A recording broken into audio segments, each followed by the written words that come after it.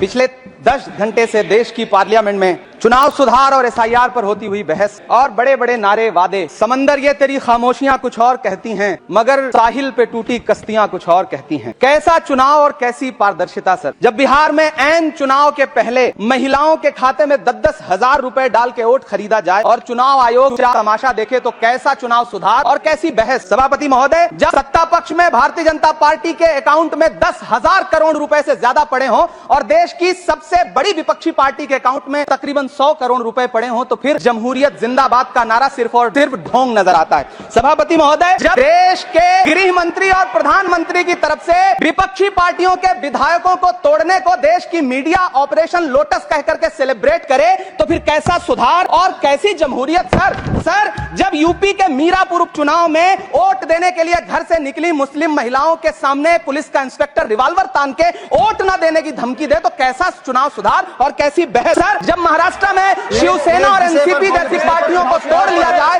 और उनका चुनाव निशान छीन लिया जाए और चुनाव आयोग चुप रहे, तो कैसा चुनाव सुधार और कैसी बहस। सर, मैं ये तो नहीं कहता, सर विल ऑथेंटिकेट, मैं ये नहीं कहता कि चुनाव आयोग धृतराष्ट्र हो गया है, लेकिन चुनाव आयोग ने गंधारी की तरह अपनी आंखों पे पट्टियां जरूर बांध ली हैं। सभापति महोदय, मैं तो ये जानना चाहता हूं कि आपको बताया था बहस